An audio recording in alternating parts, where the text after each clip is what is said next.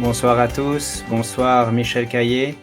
On est très heureux de vous recevoir ce soir de nouveau sur Essentiel News pour parler d'un sujet ou de 4 sujets en fait, mais un sujet en particulier d'importance capitale que votre organisation, le Mouvement fédératif roman, a beaucoup répété dernièrement et au sujet duquel on pensait que c'était intéressant et important d'informer le plus de gens possible. Donc si vous voulez bien, pour ceux qui ne vous connaissent pas, ils sont rares certainement, mais tout de même, si vous voulez bien vous présenter, nous parler en 2 mots du mouvement fédératif roman. Alors bonsoir, merci beaucoup pour l'invitation. Et oui, alors je suis Michel Caillé, je suis juriste et je suis la présidente du mouvement fédératif roman. Alors le mouvement fédératif roman, c'est un mouvement citoyen, je précise bien, qui est hors parti politique, parce que souvent on me demande mais où vous situez-vous sur l'échelle politique. Alors on est un mouvement au service du citoyen, un mouvement essentiellement citoyen sans parti politique, ça c'est important de le dire. Mouvement citoyen dit on s'occupe de la politique de notre pays, et faire de la politique, c'est de la politique citoyenne, c'est s'occuper de tous les objets qui nous arrivent directement et qui impactent nos vies, qui vont les impacter ou qui les ont déjà impactés. Si vous pouvez vous inscrire au mouvement fédératif roman, plus on aura d'abonnés, mieux ce sera. Si vous pouvez faire des dons, ça serait encore mieux. Nous sommes une petite équipe où nous sommes que des bénévoles. Donc tout ce qu'on fait, c'est sur notre temps et sur notre temps avec notre famille, par exemple, c'est sur nos vacances. Y a pas, on ne récupère absolument pas un centime de tout ce qu'on fait. J'irais même jusqu'à dire qu'on perd de l'argent plutôt qu'autre chose. Donc des dons, on en a besoin. Merci d'avance si vous pouvez nous aider. C'est toujours merveilleux d'avoir des gens qui nous soutiennent. Voilà. Très bien, merci beaucoup. Alors le titre qu'on a donné à ce live ce soir, c'est les bilatérales 3 occultes, 4 échéances capitales et imminentes pour la Suisse. Et en effet, dans le paysage audiovisuel, paysage politique en Suisse, on parle beaucoup en ce moment des bilatérales 3, c'est-à-dire du 3e volet des accords bilatéraux, qui sont ces accords qui visent à rapprocher la Suisse de l'Union européenne. On en parle beaucoup, mais par là même on occulte 4 échéances plus imminentes et tout aussi capitales, qui vont finalement poser les fondements de ce qui deviendrait les bilatérales 3. Et ces 4 sujets sont des objets qui seront mis au vote entre 2025 et 2026, et qui sont l'EID, c'est le sujet principal, c'est le premier dont on va parler, l'identité numérique, l'EID. Pour rappel, ce principe avait été rejeté par le souverain, par la population suisse, il y a quelques années, mais le Conseil fédéral n'en a pas tenu compte et a décidé de le mettre en œuvre tout de même. Donc on va parler de ça en premier. Et c'est le sujet le plus imminent, puisque c'est le 28 septembre 2025 qu'on vote, donc dans à peine plus d'un mois. Ensuite, l'initiative pour le maintien du cash, donc de l'argent liquide, l'initiative populaire qui s'appelle « L'argent liquide, c'est la liberté ». Et là, le Conseil fédéral s'y oppose d'une voie détournée en proposant un contre-projet qui dénature l'intention de l'initiative, vous nous en parlerez. Ensuite, la loi sur les épidémies, c'est là une révision de la loi fédérale sur les épidémies qui sera soumise au vote en 2026 et qui viendra entériner les mesures coercitives mises en œuvre pendant le Corona Circus. Et puis, quatrième et dernier sujet, c'est l'initiative sur la neutralité qui cherche à inscrire dans la Constitution le fait que la Suisse ne participe à aucune alliance militaire et s'abstient de toute implication dans des conflits armés étrangers. Donc c'est de ces 4 sujets-là dont on va parler aujourd'hui.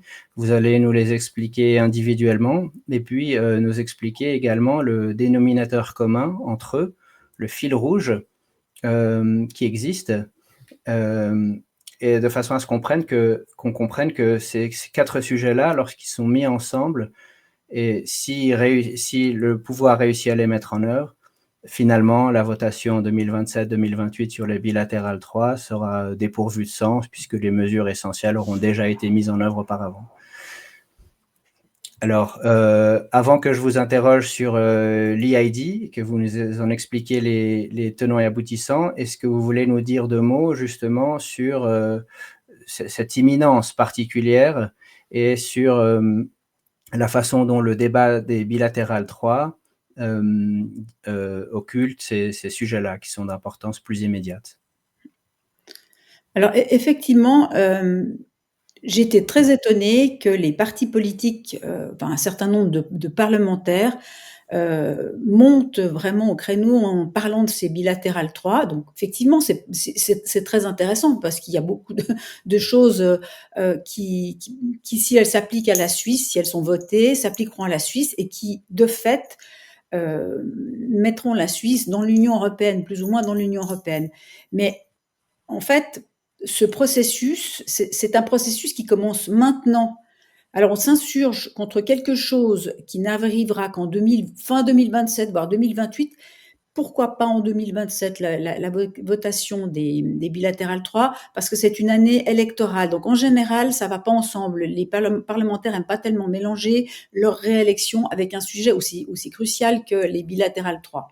Donc 2028 et on est en 2025. Alors tout le monde s'affaire avec 2028, même si c'est effectivement extrêmement important, en occultant qu'il y a d'autres échéances extrêmement importantes avant. La première étant, comme vous l'avez dit, l'identité numérique, qui, si elle est mise en place, nous rend totalement euro-compatible avec les systèmes européens d'identité numérique, parce que bon, ben, les autres pays de l'Union européenne n'ont aucun moyen de s'opposer à cette identité numérique, puisque eux ne peuvent pas voter, alors que nous avons encore cette chance-là.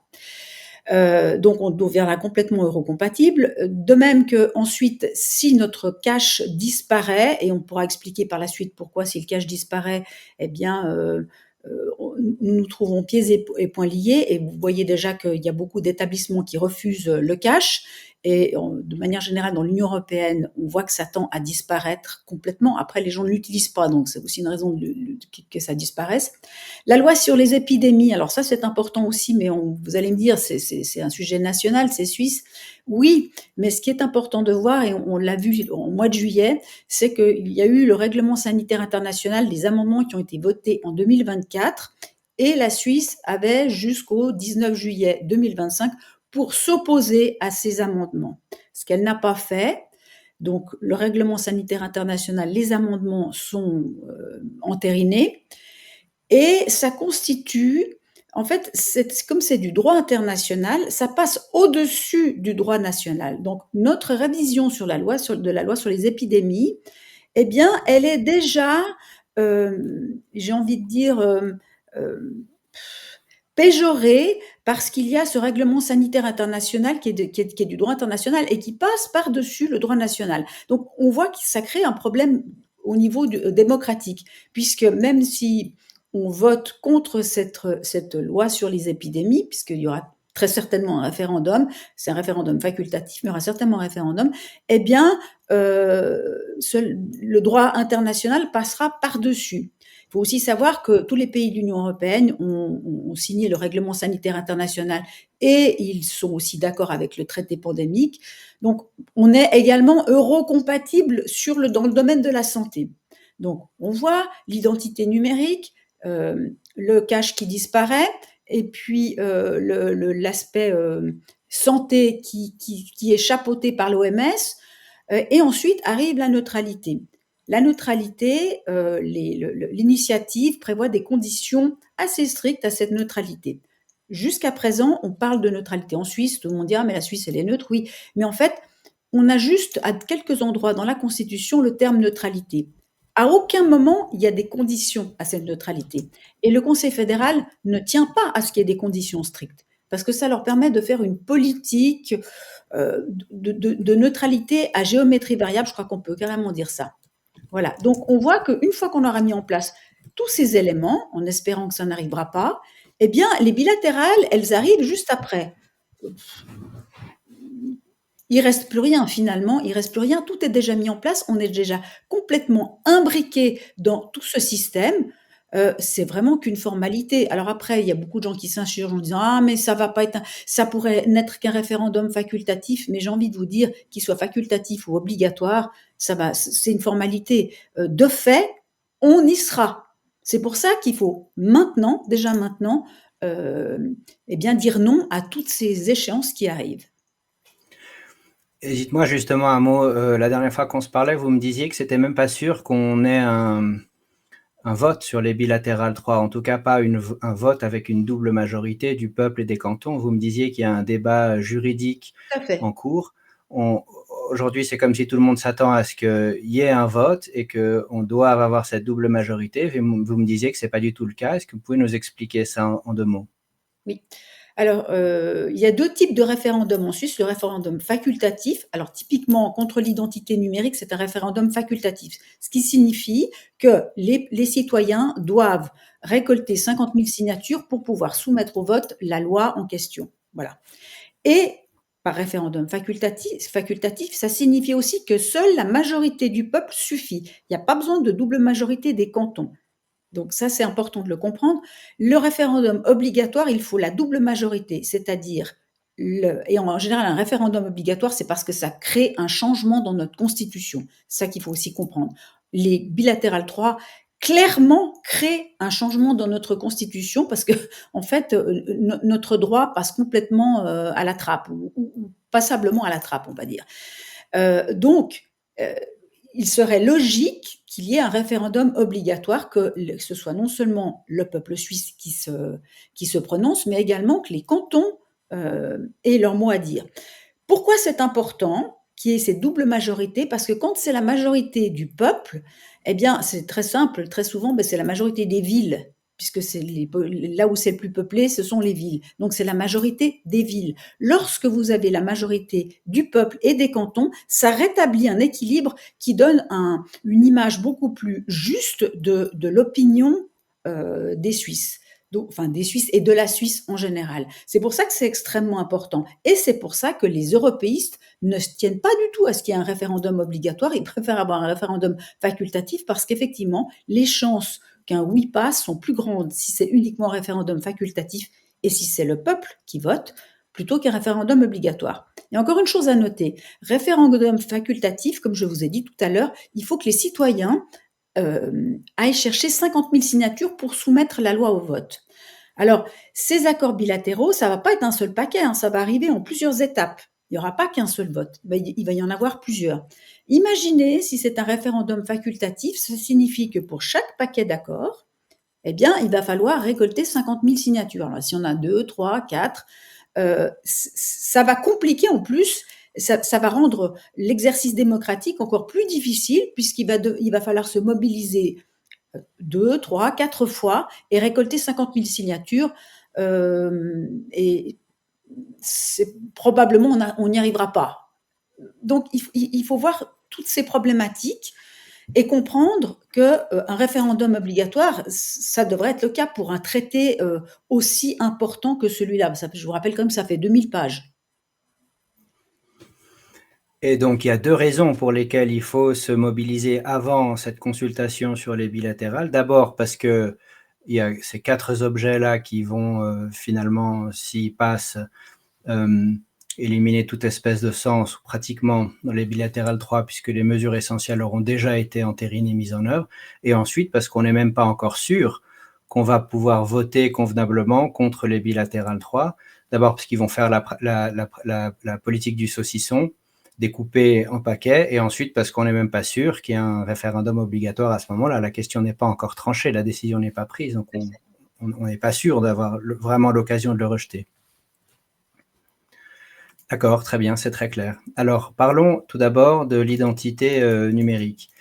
Donc, il s'appelle l'e-ID. C'est le 28 septembre 2025 que le peuple suisse se prononcera sur la soi-disant loi fédérale sur l'identité électronique, et qui vise à créer une identité numérique officielle et centralisée. Il faut dire qu'elle est conçue pour être interopérable avec les standards européens, comme EIDAS, que vous l'avez dit, ce qui doit permettre à terme une reconnaissance mutuelle des identités numériques entre la Suisse et l'UE. Est-ce que vous pouvez nous rappeler d'abord le précédent projet d'EID, nous rappeler le fait qu'il a été rejeté et nous expliquer comment le Conseil fédéral a justifié a justifié le fait qu'il ignore cette volonté populaire. Comment est-ce qu'il a framé la question? Comment est-ce qu'il présente la question de façon à pouvoir se soustraire à ça? Alors oui, effectivement, déjà il faut revenir à 2021 où nous avons déjà voté, où il y a eu vraiment le peuple a dit à 64 % non, nous ne voulons pas de l'identité numérique. Je pense que c'est très important parce que quand on a été ramasser les signatures, on s'est rendu compte que quand on venait à faire signer, en disant: «Bah, voilà, c'est contre l'identité numérique, est-ce que vous voulez signer?» Il y a nombre de gens qui nous ont dit: «Mais, on a déjà voté pour ça, qu'est-ce que c'est que cette chose? Vous revenez avec ça?» Parce qu'en fait, la plupart des gens ne comprennent pas, ne savent pas que le parlement peut revenir plusieurs fois avec, bon, il faut quand même qu'il y ait des différences entre la première et la deuxième loi, mais il peut revenir plusieurs fois. On pourrait imaginer que là, le 28 septembre, on vote de nouveau non, ce qu'on espère, et que une année après, on revienne de nouveau avec un autre projet de loi en disant, ben voilà, c'est mieux pour telle ou telle raison. Voilà, donc ça crée, c'est quand même démocratiquement intéressant de se poser la question, de se dire, ils ont le droit de le faire. Donc, combien de fois on remet ça sur le tapis jusqu'à temps que le peuple dise oui? C'est un petit peu gênant. Après, quelle est la raison pour laquelle le Conseil fédéral a remis ça en route? Alors, je pense qu'il y a déjà une raison, c'est pour qu'on soit eurocompatible. Alors ça, c'est sûr et certain, parce que en 2000, début 2024, je ne veux pas dire de bêtises, ou même avant, l'Union européenne a déjà créé son portefeuille numérique. Hein, ce qu'on aura aussi, ce qui est aussi prévu avec la loi suisse. Enfin, c'est assez amusant de voir que l'Union européenne prépare ça, elle vote et que un mois après, la Suisse fait exactement la même loi et la vote. Il faut aussi se rappeler que la façon dont cette loi a été votée, elle a été votée le 20 décembre, donc le dernier jour de la session parlementaire d'hiver à Berne. Et les médias n'en ont absolument pas parlé. Vraiment, il n'y a rien eu. On n'en parle pas, c'est un non-événement. Ils en ont parlé une année avant en disant que c'était en préparation, mais au mois de décembre, ils n'en ont pas parlé. C'est quand même un peu symptomatique de vouloir cacher les choses ou de faire croire au public que c'est pas très important. Or, c'est vraiment extrêmement important. Cette identité numérique, c'est un changement total de paradigme. Donc ça, il faut bien le comprendre. C'est très très important. Donc on a un peu caché ça à la population. Heureusement qu'il y a des citoyens qui sont vigilants et qui ont vu que cette loi avait été votée. Il n'y a aucun parlementaire qui en a parlé, puisqu'en fait ils étaient d'accord. Je crois que ça a été voté. On va pas dire à l'unanimité, mais presque. Hein, c'était hallucinant.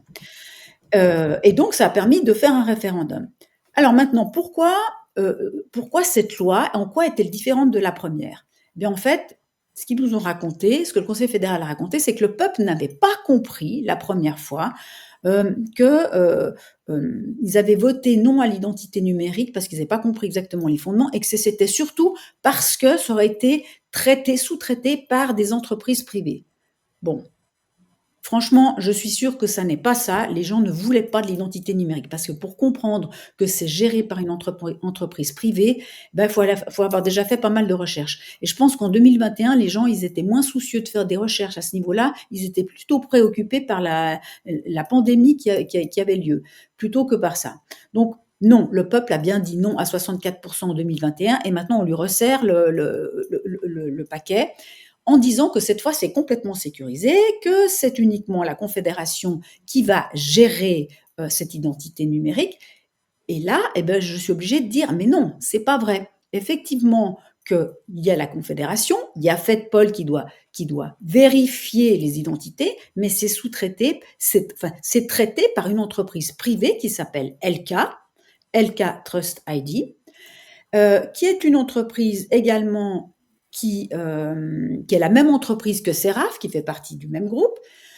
Seraf, tout le monde le sait, eh bien, c'est la redevance télévisuelle. Bilag. Bilag. Ouais. Non, c'est Seraf, c'est pas Bilag maintenant, c'est Seraf. C'était Bilag avant, maintenant c'est Seraf. Voilà, ouais, tout C'est à Seraf. fait. Ouais, Donc en ouais. fait, LK Seraf, c'est la même chose. Donc ça, déjà là, on peut quand même se poser des questions. Quand on sait tous les bugs qu'il y a eu quand Seraf a repris Bilag, c'est quand Seraf a repris Bilag, il y a eu énormément de bugs. Il y a eu des factures erronées, il y a eu plein de trucs qui n'ont pas fonctionné. Alors bon, et en fait, maintenant, on veut laisser cette entreprise-là s'occuper de notre identité numérique. On peut se poser une ou deux questions quand même. Euh, J'aimerais aussi dire un truc, c'est que l'identité, quand vous allez chercher votre carte d'identité, c'est l'État qui délivre l'identité. Comment on peut déléguer une, une fonction régalienne de l'État on la délègue à une entreprise privée? J'aimerais aussi dire que cette entreprise privée qui s'appelle LK a des relations très étroites avec Amazon, avec Oracle et bien d'autres. Juste pour dire ces deux-là. Hein. Donc, américaine. Alors, normalement, il y a des garde-fous pour que ça reste dans le cloud suisse, etc., etc. Mais bon, on n'a pas beaucoup de garanties. Donc, c'est un projet qui est bizarrement ficelé. Et ça, c'est avant de parler de tout le reste, de tout ce que l'identité numérique, quels sont les travers qu'il peut y avoir avec l'identité numérique. C'est déjà expliqué comment, par qui ça va être géré. Première chose. Donc là, déjà, on a un problème. Et puis ensuite vient toutes les possibilités, tout ce qui peut arriver par la suite avec l'identité numérique. On en avait déjà parlé la dernière fois lorsque vous m'aviez invité, c'était au mois de janvier pour en parler. Les atteintes à la liberté, aux libertés, ça c'est une chose. Les cyberattaques, l'usurpation d'identité, il y a énormément d'arguments qu'on peut développer ou pas. Il y en a un qui me paraît extrêmement important qu'on avait développé ensemble et vous aviez été très pertinent, c'est que le fait de mettre l'identité numérique en route, que ce soit acté, permet l'imposition de la monnaie numérique. Et ça, c'est extrêmement important parce que la monnaie numérique est une monnaie programmable.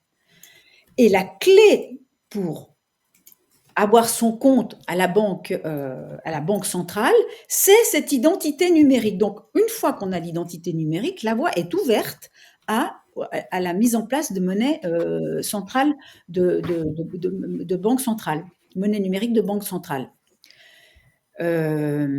Et là, comme cette monnaie est programmable, même si Madame Lagarde vous dit, mais non, on ne le fera jamais, bien évidemment, on sait très bien que c'est déjà fait en Chine. Donc, si c'est fait en Chine, ça peut être fait chez nous. Et on n'a pas vraiment de garde-fou. Et lorsqu'on a une monnaie numérique qui est mise en place avec une identité numérique et qu'elle est programmable, eh bien, ça permet de contrôler tout ce que vous faites, c'est-à-dire tous vos achats, si vous avez des amendes, bien sûr votre dossier fiscal est relié, etc., etc. Et on rentre dans le crédit social. Alors on va dire, ouais, mais pas en Suisse quand même, on va pas faire ça en Suisse. Il y a rien dans la Constitution qui nous protège. Donc on met cette identité numérique en place. On sait que lorsqu'on la met en place, on arrive directement dans le royaume des monnaies numériques et que c'est programmable, qu'on pourrait déboucher sur le crédit social. J'ai pas dit que ça se ferait, mais c'est une option et que dans la Constitution, il n'y a rien pour nous en protéger. Voilà. Très bien, vous avez dit des choses très importantes. D'abord, c'est vrai on a parlé de ce sujet lorsque vous étiez encore en train de récolter des signatures. C'était le 31 janvier 2025. On a un live sur Essentiel News ensemble, s'appelle « Identité numérique en Suisse, un référendum est lancé ». Et puis, on a un deuxième article du 21 mars 2025 qui s'appelle « Identité numérique, CBDC ». CBDC, c'est Central Bank Digital Currency. C'est la monnaie numérique de banque centrale. Donc l'article s'appelle « Identité numérique, CBDC et confiscation de l'épargne ». Et là, on avait parlé des risques les plus évidents, donc la surveillance numérique, l'identification obligatoire sur Internet, la surveillance numérique qui peut s'exercer aussi au niveau mondial, mais une base pour des systèmes de surveillance mondiaux de traçage, évidemment, sans parler des risques d'abus, de cyberattaques et de vol de données privées. Mais cet aspect-là des monnaies numériques de banque centrale, vous l'avez dit, et je suis content que vous l'ayez dit, parce que c'est admis en toutes lettres. Le WEF, dans un rapport de juin 2023, l'écrit en ces termes: certains pays commencent à comprendre que l'identification numérique est une condition préalable au développement d'une monnaie numérique de banque centrale et d'autres innovations en matière de paiement. Et là, on commence à entrevoir le lien avec le sujet d'après, qui est celui du cash. Mais une monnaie numérique de banque centrale, c'est une crypto-monnaie sur un blockchain privé qui est programmable. C'est-à-dire que l'autorité monétaire peut décider comment, à quelle vitesse vous dépensez le fruit de votre travail. Par exemple, peut imposer des comportements soi-disant éco-responsables, ou peut vous obliger à ne dépenser que dans un périmètre donné votre épargne. Et lorsqu'on pense que l'identité est déjà biométrique et qu'elle deviendrait de surcroît numérique, on comprend que l'enjeu dépasse largement celui de l'identification obligatoire sur Internet, qui est par ailleurs un objectif important des planificateurs centraux.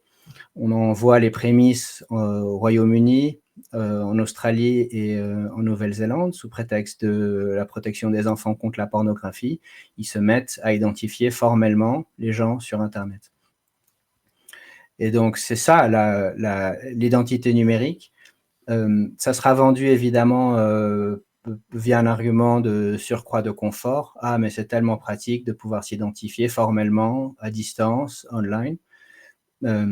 Mais les risques sont, comme toujours, occultés. Quelqu'un dans les commentaires nous parle de Palantir. Tout ça, c'est très, très important. Oui. Palantir est une entreprise de big data, d'ailleurs, qui ne se cache absolument pas de son, disons, de son caractère. Palantir et Alex Karp, son président, ça ne les dérange absolument pas de passer pour Big Brother. Il nous explique combien la surveillance totale des populations est nécessaire à la survie de la société. Et sans identité numérique, tout ça est impossible, puisque l'anonymat est garant d'une certaine liberté. Lorsqu'on peut vous identifier formellement, que ce soit lorsque vous vous connectez à Internet, que vous accédez à un site ou que vous effectuiez des achats, la surveillance et le contrôle peuvent être totales. Et Albert Camus le disait, l'alibi de tous les tyrans, c'est le bien-être des populations. Et donc, expliquez-nous encore en 2 mots combien le rejet de cette identité numérique serait une victoire. C'est la clé de voûte, en fait, de tout le reste. Donc, c'est pour ça qu'on en parle en premier. C'est pour ça aussi qu'on a repris ce sujet-là ici en disant enjeu de la votation sur l'identité numérique du 28 septembre 2025. C'est imminent. Expliquez-nous à quel point c'est la clé de voûte de tout le reste. Une fois que l'identité numérique est mise en place, que les CBDC, enfin, ça sera mis en place. D'ailleurs, si Madame Lagarde, pour l'Union européenne, explique bien qu'à partir du mois d'octobre, ils vont vraiment essayer de mettre ça, de le mettre en route. Et je crois qu'il y a une chose qu'en Suisse, on se dit, oui, mais en Suisse, il n'y a pas. Alors, c'est pas vrai. Il y a le projet Helvetia, qui est évidemment pas un projet, qui est un projet pour les entreprises. On va dire que c'est le franc numérique de gros, alors que nous, on est des privés, donc c'est pas encore appliqué et c'est pas encore applicable aux privés. Mais en fait, la Suisse est très, très en avance sur ce projet Helvetia qui permet de faire des transactions avec des monnaies numériques. Donc, c'est pour dire que c'est faisable très, très rapidement. Et l'identité numérique est la clé de voûte. Ensuite, par rapport au cash, je crois qu'on pourrait peut-être, on peut commencer à en parler. Par rapport au cash, effectivement, que lorsque vous faites des transactions avec une monnaie numérique, eh bien, on a toutes les traces. Vous ne pouvez pas passer de manière anonyme. Alors que bien sûr, on le sait très bien, avec l'argent liquide, vous pouvez acheter ce que vous voulez. On ne sait pas qui vous êtes. Un billet, c'est anonyme. Voilà. Donc, ce qui vient juste après l'identité numérique, c'est justement cette initiative pour inscrire dans la Constitution que le cash va subsister en Suisse. Alors, de nouveau, c'est un truc très pervers parce que vous avez l'initiative et je vais vous dire la phrase importante. Il y a une phrase très très importante. Dans l'initiative, il est bien noté, la Confédération veille à ce qu'il y ait toujours suffisamment de pièces et billets. Bon, je crois que tout le monde a compris, pièces et billets, tout le monde a retenu, confédération, tout le monde a retenu. C'est simple. Le Conseil fédéral vient avec un contre-projet qui dit: la Banque nationale suisse veille à ce qu'il y ait toujours suffisamment de numéraires. Alors bon, on va dire: ouais, mais la Banque nationale suisse, c'est comme la Confédération. Non, la Banque nationale suisse, c'est pas comme la Confédération, c'est un établissement qui est semi-privé.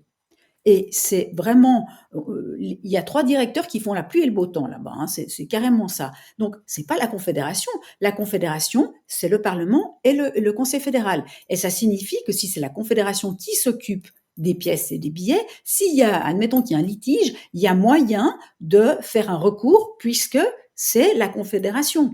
Lorsque on passe à la BNS, qu'est-ce qu'on fait? Rien. Le citoyen n'a plus aucun moyen de s'opposer d'une manière ou d'une autre. Ça, c'est la première problématique. La seconde, c'est quand on parle de pièces et billets, tout le monde sait ce que c'est. C'est vraiment de l'argent physique. Lorsqu'on parle de numéraire, si vous regardez la définition du numéraire, dans le numéraire, il y a effectivement pièces et billets. Mais pas que. Il y a également les cartes prépayées, par exemple, PayPal, et le numérique également, ça peut être le numérique parce que le numérique finalement, c'est l'expression enfin l'argent numérique est l'expression de l'argent physique en numérique. Donc on peut tout à fait glisser d'une mention de pièces et billets qui est vraiment claire à une mention de numéraire qui inclut les pièces et billets, mais on pourrait très bien imaginer qu'on supprime les pièces et billets. Et alors, retour à la case départ, il n'y a pas d'anonymat. Vous avez dit 2 choses très importantes là que je retiens. La première, c'est que la BNS n'est pas la Confédération. C'est vrai que les cantons sont actionnaires, mais la BNS n'est pas soumise à un quelque impératif de transparence que ce soit. La BNS agit dans un secret plus grand que celui des services secrets, les décisions de la BNS sont soumises à aucun recours démocratique. Donc c'est des déclarations intempestives et péremptoires qu'elles font, comme on a vu lorsqu'elle a décidé d'imprimer 58 milliards de francs suisses pour les offrir à l'UBS en 2008. Donc la BNS fait partie du cartel de banque centrale n'est pas soumise du tout à la consultation démocratique, à la volonté du peuple. La BNS n'est pas la Confédération. Et en plus, cette distinction que vous avez expliquée entre l'initiative et le contre-projet. Mon sentiment à moi, c'est que là, la Confédération ne prend aucun risque. Elle se rend compte à quel point c'est indispensable que cette initiative ne passe pas. Donc, j'ai les 2 textes sous les yeux, là, ils sont très courts. Je vous les lis. L'initiative, c'est la suivante. La Constitution est modifiée comme suit. La Confédération veille à ce que pièces et monnaies ou billets de banque soient toujours disponibles en quantité suffisante. Le remplacement du franc suisse par une autre monnaie est soumis au vote du peuple et des cantons. Et le contre-projet, c'est la Constitution est modifiée comme suit. La monnaie suisse est le franc. La Banque nationale suisse assure l'approvisionnement en numéraire. Et donc, tous les médias de masse se sont livrés à un exercice d'hyperventilation après ce contre-projet en disant c'est bon, les initiativistes ont obtenu gain de cause, l'argent liquide est garanti en Suisse, etc. Alors que c'est une contre-vérité, c'est pas du tout vrai. C'est ces 2 changements-là fondamentaux entre le projet et le contre-projet qui font toute la différence. Et donc, lorsqu'on va devoir voter, on va devoir voter soit pour l'initiative, soit pour le contre-projet, soit pour aucun des 2. Et là, ce que vous nous dites, c'est que c'est très important qu'on rejette le contre-projet, qu'on adopte l'initiative, parce que la différence est fondamentale. Tout à fait. Et je pense que ça va être vraiment difficile de faire comprendre à la population que numéraire et pièces et billets, c'est pas la même chose et que BNS et Confédération, c'est pas la même chose. Parce que effectivement, très rapidement, la plupart des gens, BNS, oui, mais enfin, c'est la Banque nationale suisse, bah, c'est la Confédération, c'est la Suisse, c'est pareil. Et ensuite, numéraire, on dira, mais non, mais dans le numéraire, il y a bien les pièces et billets. Oui, effectivement, il y a bien les pièces et billets, mais pas que les pièces et billets. Tout à fait, c'est pas du tout la même chose. Et la preuve, c'est qu'on ne discute jamais publiquement, démocratiquement de la politique monétaire. La BNS est au-dessus des lois. Elle est soumise à aucun impératif de transparence ou d'explication. Et la plupart de ce qu'elle fait est tenu dans le secret. Il y a encore une chose qu'il faut dire à propos de cette initiative, c'est que dans le contre-projet, on ne parle même plus du vote du peuple et on ne parle que de francs et pas de francs suisses. Ça, c'est aussi important de faire la remarque. Et surtout, il n'y a pas de votation, ça a été exclu par le Conseil fédéral, il n'y a pas de votation possible par le peuple. Vous avez raison, dans l'initiative, c'est bien écrit le remplacement du franc suisse par une autre monnaie soumise au vote du peuple et des cantons, alors que ça figure pas du tout dans le contre-projet. Le fait même qu'il y ait un contre-projet démontre bien qu'il y a une différence, parce que sinon ils auraient simplement adopté l'initiative telle quelle.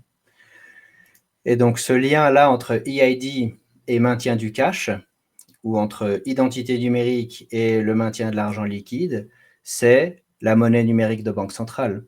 Parce que si on accepte le maintien de l'argent liquide et si on rejette l'identité numérique, il n'y a pas de monnaie numérique de banque centrale obligatoire qui est possible. L'un est nécessaire à l'autre. D'accord, très bien. Parlons de la loi sur les épidémies. Donc pour rappel, en 2026, une révision de la loi sur les épidémies sera probablement soumise au vote. D'abord, dites-nous dans quelle mesure c'est probable que ce soit soumis au vote, où est-ce qu'on en est en la matière, et qu'est-ce qu'il y a de particulier sur cette révision et pourquoi est-ce qu'il faudrait la rejeter?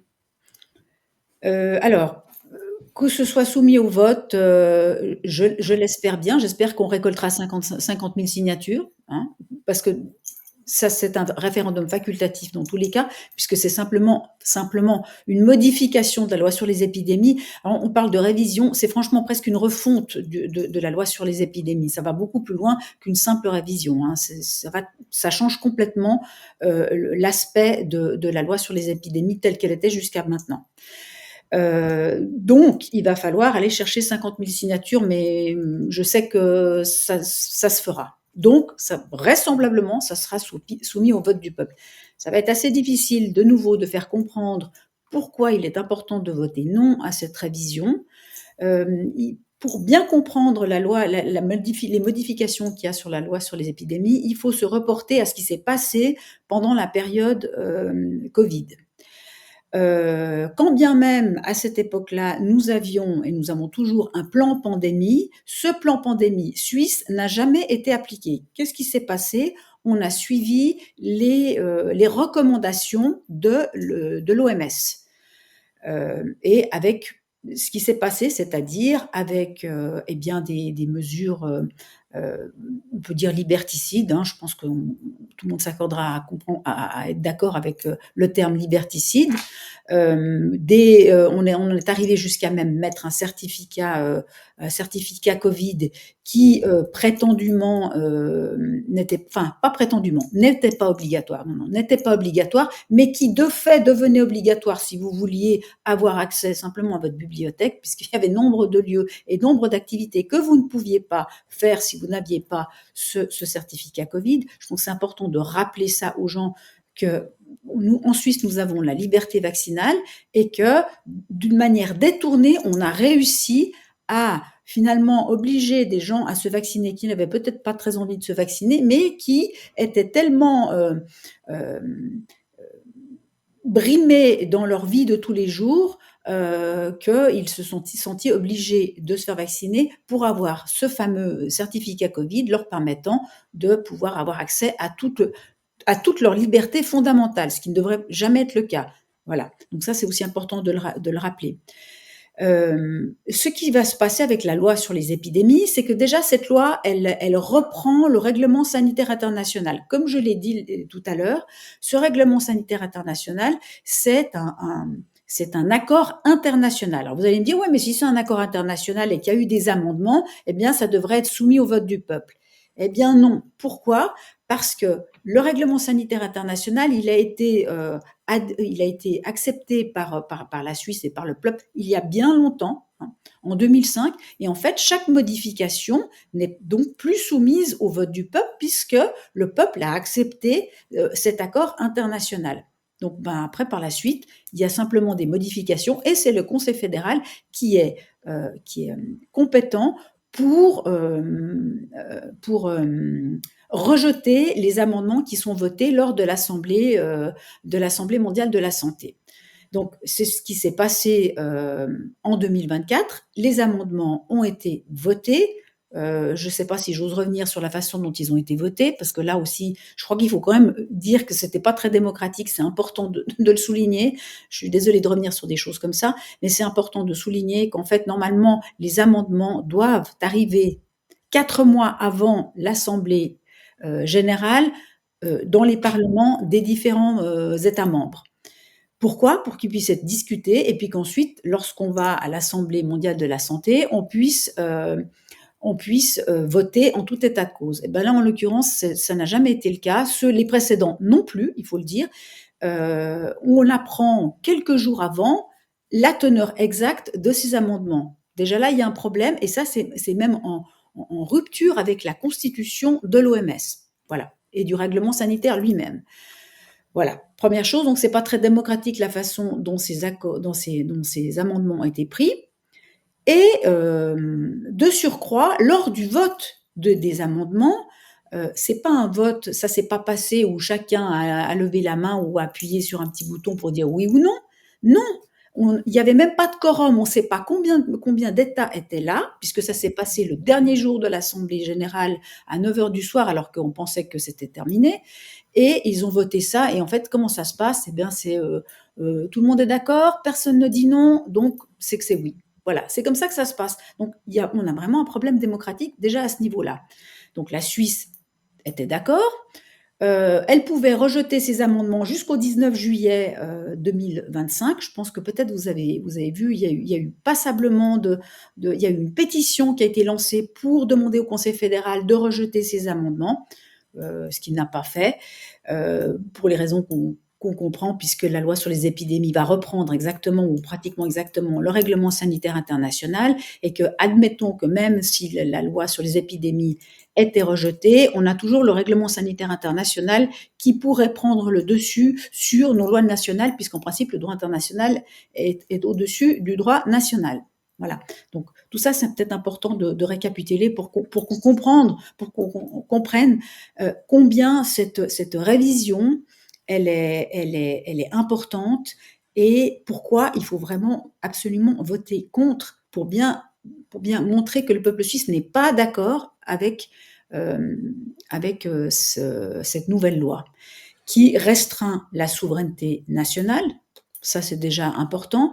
Qui implique qu'il y ait beaucoup de mesures restrictives, qui implique qu'on se conforme. Alors, on n'est pas obligé, parce qu'on vous dit que c'est des recommandations. Alors, on dit les recommandations, on n'est pas obligé de les suivre. C'est vrai, on n'est pas obligé de les suivre. J'aimerais juste rappeler que pendant l'épisode Covid, on n'était pas obligé de les suivre, et la Suisse les a suivis. Donc, il y a fort peu de chances qu'elle ne les suive pas. La loi sur les épidémies, dans cette loi sur les épidémies, on va aussi parler de l'urgence internationale de santé publique. Oh, je mélange. Public Health Emergency of Public Interest. Une urgence sanitaire ça s'appelle fake, mais c'est pas un fake. Ça s'appelle fake, ouais. PHEIC. Donc, en fait, c'est l'urgence sanitaire internationale qui est déclarée par l'OMS. Mais qui par l'OMS? C'est juste par le président de l'OMS tout seul. Hein.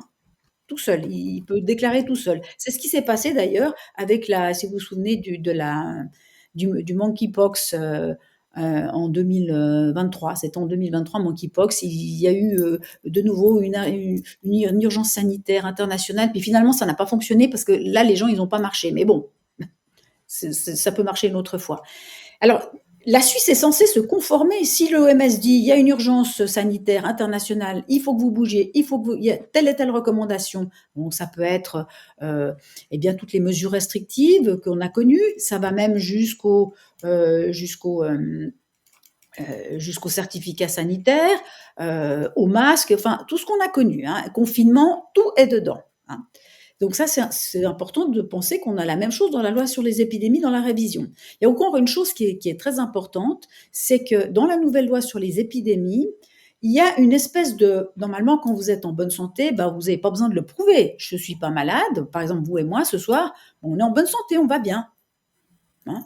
Bah, non, ce sera pas comme ça. Dans la nouvelle loi sur les épidémies, vous êtes présumé, malade. Il faut prouver par des tests ou par X choses que vous êtes en bonne santé. Donc il y a une présomption de maladie. C'est un truc, c'est complètement inédit cette chose-là, hein. Mais si vous voulez bien vous souvenir, toujours pendant l'épisode Covid, les tests PCR, c'est exactement ça, hein. Le test, et puis en plus, on sait quelle est la fiabilité des tests PCR qui seraient certainement réutilisés. Ils sont d'ailleurs, ils figurent dans la loi sur les épidémies. Ils seront réutilisés alors que ce sont des tests qui n'ont aucune fiabilité. Et ça a été prouvé, mais maintes fois.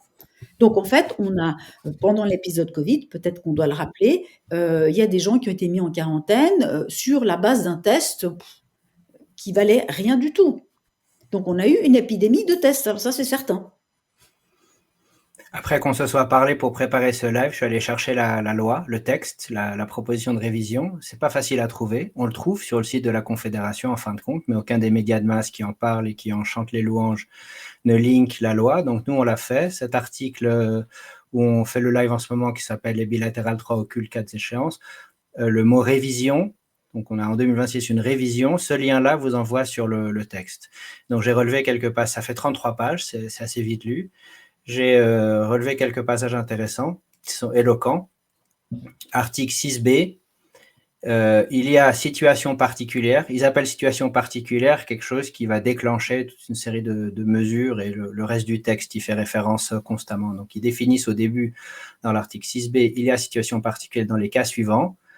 Et le dernier point, c'est l'Organisation mondiale de la santé a constaté la présence d'une urgence sanitaire de portée internationale présentant un risque spécifique pour la santé publique en Suisse. Donc, c'est ce que vous disiez. Il suffit que l'OMS décrète une pandémie, réelle ou imaginaire, pour que toutes les dispositions de cette révision sur la loi des épidémies s'appliquent.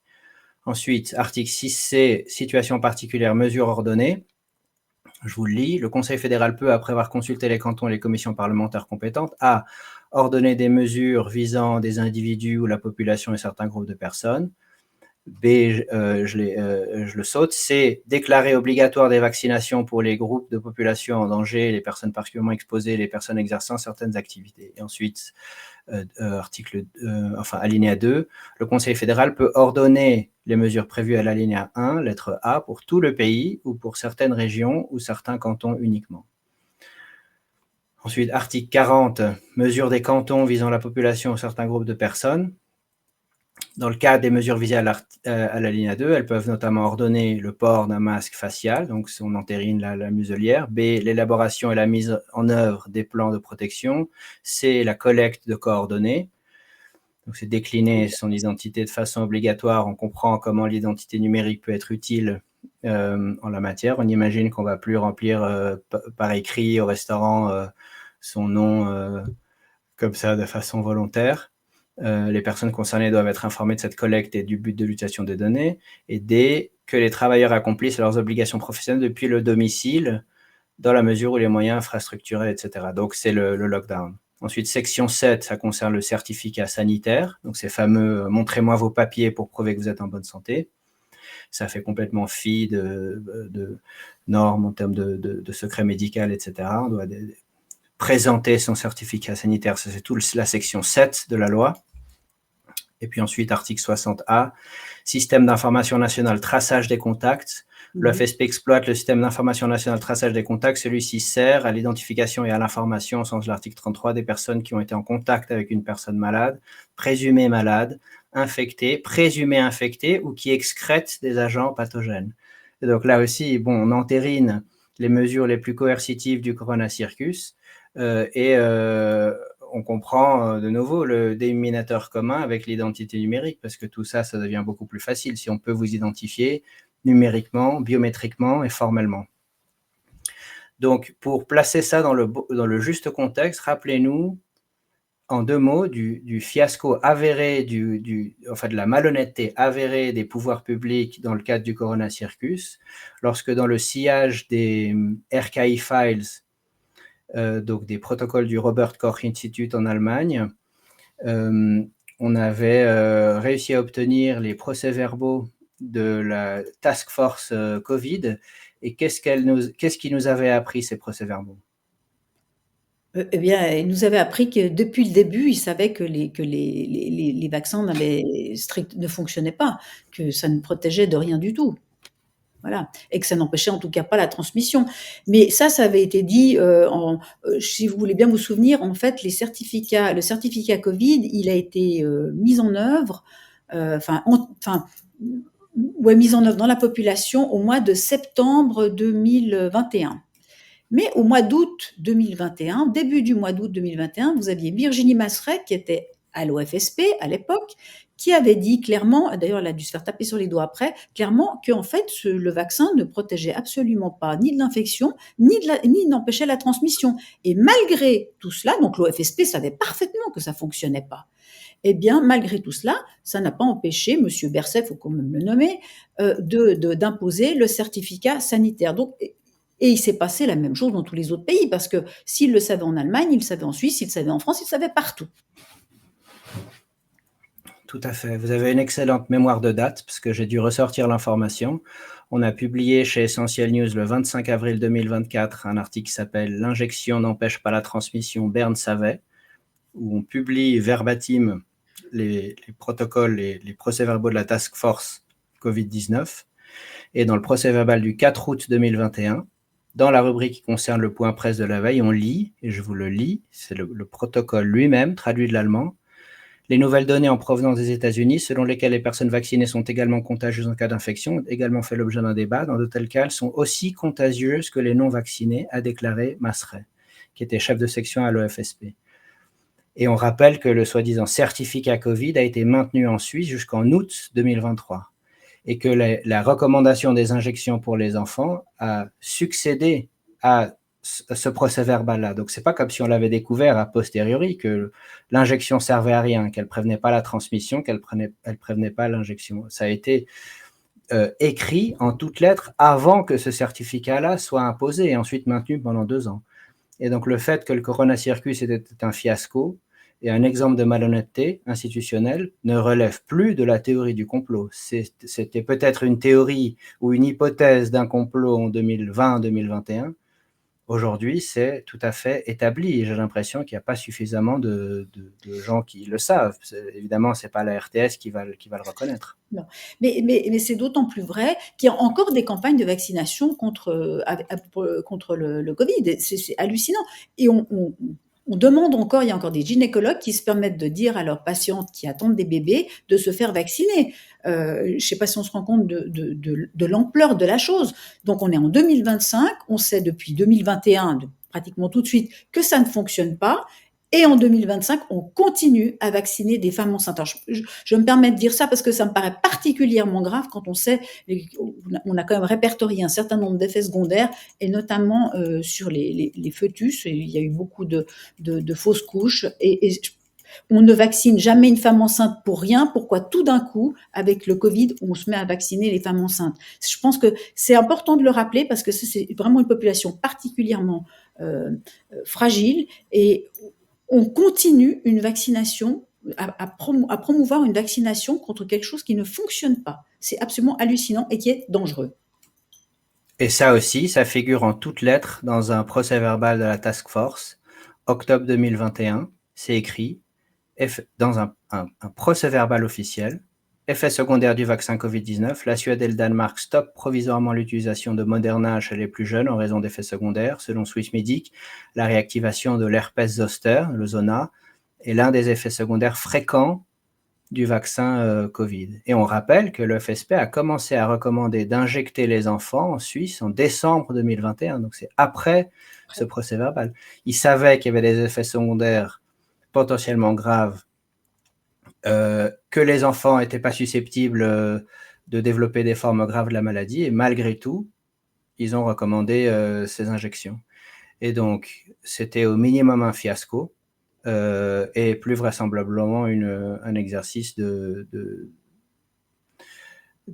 subversion ou de démoralisation, voire d'empoisonnement de la population. Et malgré ça, on s'apprête maintenant à entériner de façon formelle toutes les mesures obscurantistes, coercitives, qui ont été mises en œuvre à l'époque de cette pseudo-pandémie. Je Et crois donc, qu'il faut aussi noter qu'il n'y a jamais eu de commission. Enfin, il y a eu une espèce de commission qui a fait vaguement une étude de ce qui s'était passé pendant la période Covid. Mais en fait, il n'y a pas eu d'analyse vraiment profonde et dans les détails de ce qui s'est exactement passé et de comment ça a été, comment les mesures ont été mises en œuvre. Donc en fait, on repart dans la loi sur les épidémies avec exactement la même chose en disant ah mais non, on a fait super bien pendant la pandémie Covid, on a fait très bien, alors on va refaire la même chose, alors qu'on sait parfaitement qu'il y a des manquements à n'en plus finir. Mais il n'y a même pas eu une commission qui a été nommée et qui a fait son travail correctement.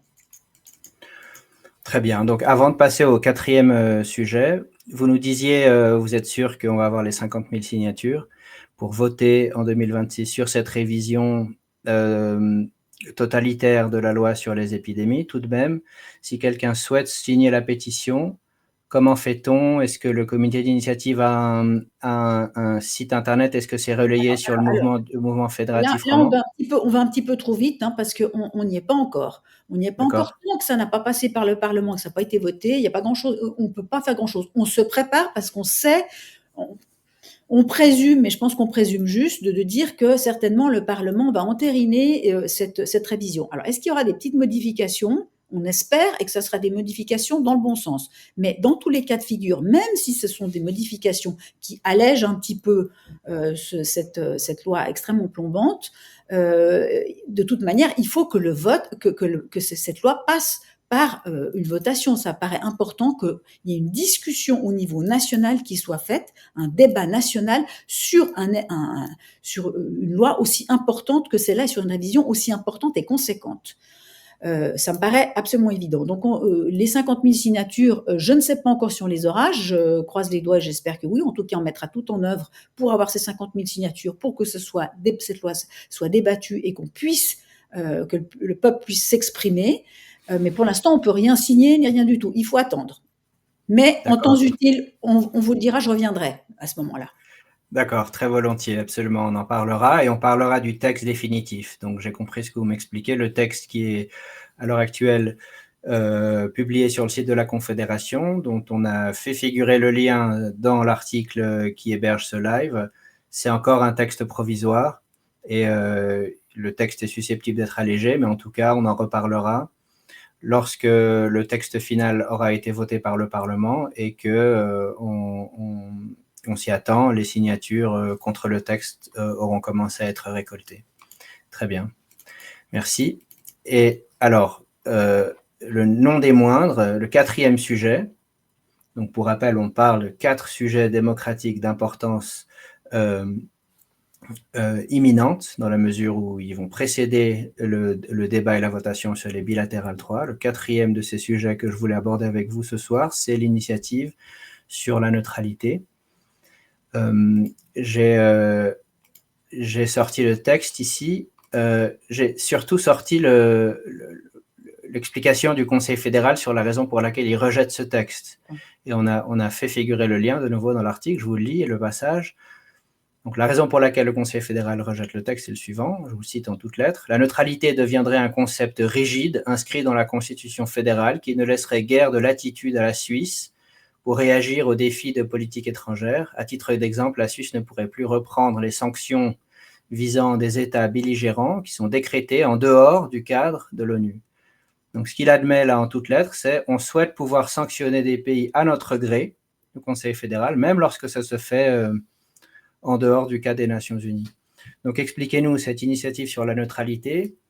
Qu'est-ce qu'elle change et puis, et pourquoi est-ce que le Conseil fédéral s'y oppose avec autant de virulence? Je crois qu'on peut. En fait, dans la Constitution, on parle à plusieurs reprises, il y a plusieurs endroits dans la Constitution où on parle de la neutralité, mais on ne fait que nommer la neutralité. Il n'y a aucune condition à cette neutralité. Et là, l'initiative, qu'est-ce qu'elle fait? Elle pose des conditions strictes à la neutralité. Donc, vous en avez parlé, vous avez plus ou moins parlé de ces conditions, à savoir que, par exemple, on n'aurait plus le droit de sanctionner n'importe comment, enfin pas n'importe comment, mais on prend, par exemple, ce qui se passe avec l'Ukraine. Eh bien, la Suisse, le Conseil fédéral, parce qu'on n'a rien demandé, je tiens à préciser qu'on a de nouveau rien demandé à la population, a pris les mêmes sanctions que les États-Unis et a pris des sanctions même plus sévères encore que l'Union européenne. Et là, je crois qu'il y a un dernier paquet de sanctions qui vient encore d'être prise. Donc, en fait, des sanctions économiques. Parce qu'on dit, si ce sont des sanctions économiques, eh ben, c'est pas des sanctions militaires, donc c'est pas un problème. En l'occurrence, c'est ça. Mais à l'heure actuelle, on sait très bien que des sanctions économiques ont un impact aussi important que des sanctions qui pourraient être des sanctions militaires. Donc, on voit bien que la neutralité est vraiment mise à mal avec ce genre de choses. Et puis, il faut aussi le dire, la Russie a quand même déclaré que la Suisse était devenue un ennemi. Bon, si on était neutre réellement, on serait là pour faire de la médiation, ce que nous avons toujours fait. Je dirais que c'est notre carte de visite, la médiation, d'offrir un lieu où des belligérants peuvent venir s'entretenir pour trouver une solution au conflit. Ça, c'est notre marque de fabrique en Suisse. C'est absolument plus le cas maintenant.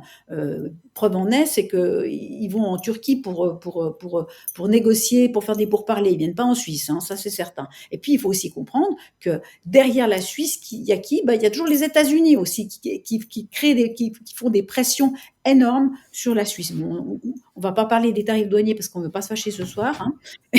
Mais bon, on voit que régulièrement, c'est récurrent. La Suisse n'est absolument pas libre. Alors, effectivement, que je comprends que le Conseil fédéral soit un petit peu inquiet avec une initiative qui j'espère, pourra être votée et qui sera votée, et où le oui sera fort, parce que c'est vraiment dans l'ADN des Suisses, la neutralité. Je crois que c'est une chose auquel ils sont très attachés. Et je pense qu'il y a quand même pas mal de Suisses qui se posent la question en se disant, mais c'est quand même un peu bizarre, les sanctions qu'on reprend systématiquement, comme l'Union européenne, voire mieux que l'Union européenne, ça c'est une chose. Il y a ce qu'il faut aussi, ce à quoi il faut penser, c'est qu'il y a des exercices militaires qui sont faits en collaboration avec l'OTAN. Alors on peut dire oui, mais enfin c'est que des exercices militaires. Il y en a également des exercices militaires qui sont faits en collaboration avec l'Union européenne. Au printemps, il y en a eu avec la Bundeswehr et avec l'armée autrichienne également. C'est récurrent ce genre de choses. Est-ce que c'est normal? Puisque la Suisse n'est pas dans l'OTAN. Alors la Suisse n'est pas officiellement de l'OTAN, mais si vous regardez le pacte, il y a un pacte, le pacte pour la paix, ou le protocole pour la paix, je me souviens plus, que j'ai plus exactement le nom en tête, où il est clair que la Suisse est libre, si on veut, de ne pas adhérer à ce genre de choses. Mais la Suisse, de fait, y est toujours. Donc on n'est pas dans l'OTAN, mais on est quand même un peu dans l'OTAN, puis on pourrait y glisser assez facilement. Tout ça va à l'encontre de la neutralité, et les conditions qui sont posées dans l'initiative sont claires à ce sujet. Pas de possibilité de rentrer dans aucun de ces organisations internationales ou militaires. C'est impossible. On ne pourrait plus faire d'exercice avec l'OTAN, on ne pourrait pas en faire non plus avec l'Union européenne, mais ce qui paraît assez logique. Pourquoi est-ce qu'on recevrait des troupes? Vous savez qu'il peut y avoir des troupes françaises qui passent sur le territoire suisse. Je veux dire, il y a quand même des choses où c'est un peu aberrant, si on est un pays neutre, ou bien on abandonne la neutralité. Et on comprend pourquoi le Conseil fédéral est très inquiet, parce que c'est lui qui fait toutes ces manigances avec l'Union européenne. Et il veut pouvoir garder une certaine agilité, on va dire, à manipuler la neutralité à son gré. Je crois qu'on peut quand même dire qu'il manipule à son gré. Donc on se trouve avec une notion de neutralité à géométrie variable, suivant quoi comment. Je voudrais quand même rappeler le Bürgenstock l'année dernière, où il y avait des pourparlers pour la paix, où il y avait l'Union européenne, il y avait bien évidemment l'Ukraine, mais on avait oublié d'inviter le deuxième belligérant, à savoir la Russie. Alors bon, c'est un concept quand même nouveau, un concept de paix, protocole de paix, sans les deux belligérants. Voilà. il y a énormément de choses comme ça qui commencent vont s'énerver passablement la population. Et ça vient du fait qu'il n'y a aucun cadre strict de la neutralité. Donc je vous lis le texte de l'initiative, et c'est étonnant, parce que c'est très modéré finalement. Il y a beaucoup de réserves, je vous le lis, c'est très court. La Constitution est modifiée comme suit. Article 54A, neutralité suisse. 1. La Suisse est neutre, sa neutralité est perpétuelle et armée. 2. La Suisse n'adhère à aucune alliance militaire ou défensive, est réservée la coopération avec une telle alliance en cas d'attaque militaire directe contre la Suisse ou en cas d'acte préparatoire à une telle attaque. 3. La Suisse ne participe pas au conflit militaire entre États tiers et elle ne prend pas non plus de mesures coercitives non militaires contre un État belligérant. Sont réservées ces obligations vers l'Organisation des Nations Unies et les mesures visant à éviter le contournement des mesures coercitives non militaires prises par d'autres États. Donc il y a beaucoup de réserves là-dedans.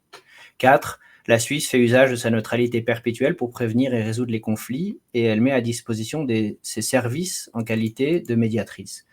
Donc ce qui est intéressant, c'est que dans l'initiative, on prévoit tout de même une marge de manœuvre pour une soi-disant neutralité flexible dans le cas où les Nations Unies viendraient à voter des sanctions. Et dans sa réaction, le Conseil fédéral dit, c'est la phrase après le paragraphe que je vous ai lu avant, et lorsqu'il explique pourquoi c'est important de garder toute marge de manœuvre pour décréter des sanctions unilatérales, il dit « Les sanctions sont aujourd'hui un levier important dont disposent les États pour réagir aux violations du droit international. » Du droit international, par définition, et c'est l'ONU qui prend ce genre de décision. Et l'initiative prévoit justement que l'ONU puisse toujours prendre ce genre de décision. Elle admet implicitement que la Suisse fait partie des Nations Unies et qu'elle est donc tenue aux décisions de l'Assemblée générale. Mais là, le Conseil fédéral dit non, ça ne va pas.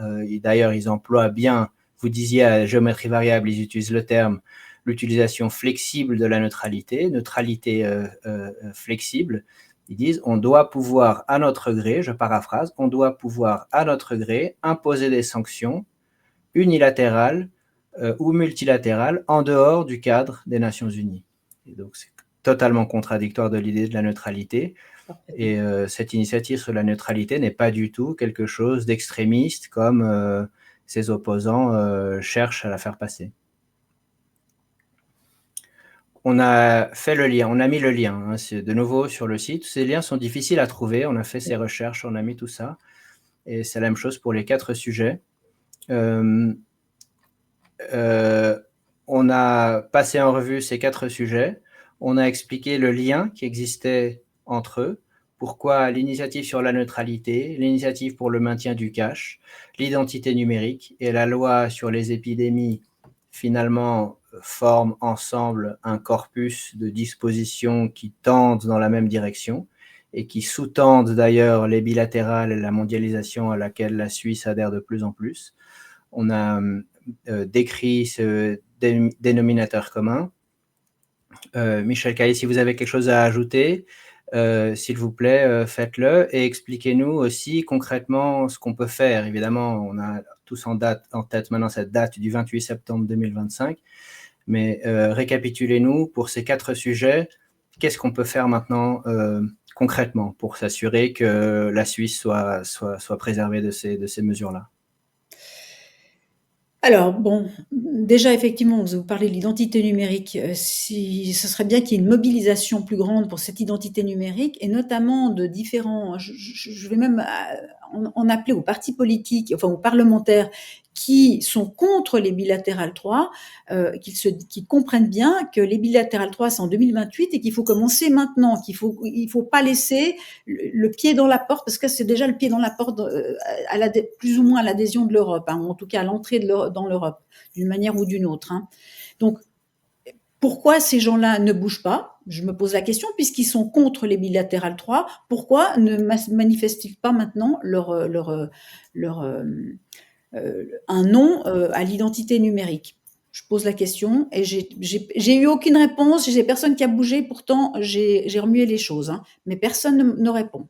Donc, bien comprendre ça. Donc, que tous les gens qui se disent non, mais l'identité numérique finalement c'est pas si mal, qui réfléchissent plus loin, parce que dans ceux qui voteraient peut-être oui à l'identité numérique, il y en a plein qui voteraient non aux contrats bilatéraux. Donc, commencer au bon endroit, il faut commencer par voter non à cette identité numérique. Là, on a déjà gagné un petit quelque chose.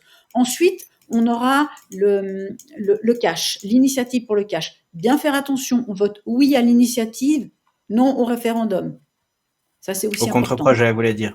Non Pardon, au contre-projet. au Ouais, contre-projet, pardon. Avec les ouais, référendums, hein, voilà. ouais. Donc, oui à l'initiative, non au contre-projet. Ça, c'est extrêmement important de bien faire la différence. Pièces et billets numéraires, Confédération BNS. Pas mélanger, c'est deux choses totalement différentes. Troisième objet, ça sera la loi sur les épidémies. Là, bien se souvenir ce qui s'est passé pendant la période Covid.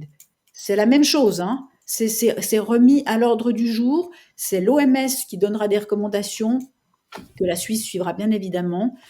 Si vous avez lu le règlement sanitaire international, c'est un petit peu casse-pied, mais bon, vous avez tout dedans. Et dans la loi sur les épidémies, c'est la même chose. Donc, important également de signer à ce moment-là le référendum et de voter non. Et la dernière chose, eh bien, ce sera la neutralité. Voter un grand oui à cette initiative sur la neutralité pour enfin que dans notre Constitution, il y ait les conditions de la neutralité. Très bien, merci beaucoup Michel Caillé. On a compris grâce à vous que ce processus discret privilégié par la Confédération, qu'on peut appeler l'intégration silencieuse ou la tactique du salami, cherche à finalement éliminer le sens de ce débat qui se prépare sur les bilatérales 3 en entérinant finalement ces dispositions essentielles. Et ces 4 objets-là seront soumis au peuple avant le référendum éventuel sur les bilatérales 3 et son importance encore plus capitale. Mon mot de la fin à moi, c'est que la raison pour laquelle on fait ce qui est juste, c'est pas parce que ça change quelque chose, mais parce que c'est juste. C'est, même si on était le seul à faire ce qui est juste, on le fait quand même. Et donc les propos défaitistes de ceux qui nous disent mais de toute façon ça sert à rien, la marche du monde, ça sert à rien de s'y opposer, à quoi bon? Et faire l'éloge de l'apathie comme ça, c'est un raisonnement utilitariste qui place le caractère pratique du comportement avant le caractère moral. Et donc, même si on est les seuls à faire ce qui est juste, on le fait parce qu'on est au service de la vérité et pas parce qu'on cherche à changer le monde. Est-ce que vous avez un mot de la fin, vous, Madame Caille, avant qu'on termine ce live? J'irai exactement dans le même sens que vous. Oui, c'est nous qui représentons quelque part. On veut que la vérité sorte et on est au service de cette vérité et au service du citoyen. Donc effectivement, c'est bien dommage qu'il y ait des gens qui se disent non, je ne vais plus voter. Allez voter. Et il faut aller voter. C'est extrêmement important d'aller voter, même si on se dit oh ça sert à rien. Non, ça sert pas à rien. Il faut voter. Donc Très bien. votez non le 28 septembre surtout. Très bien, le 28 septembre, c'est la prochaine échéance, on va garder ça à l'esprit. On va certainement avoir l'occasion de reparler de tout ça. Allez sur le site du Mouvement fédératif roman, inscrivez-vous à la newsletter, soutenez cette organisation financièrement si vous pouvez. Il en va de même pour Essentiel News. Continuez à nous suivre et on s'assurera de continuer à informer nos lecteurs de ce qui se passe. Et on va certainement se reparler, Michel Caillé, lorsque le texte définitif de la révision de la loi sur les épidémies sera finalement soumis au peuple. Bonne soirée, Madame Caillé, bonne soirée à tous et merci beaucoup.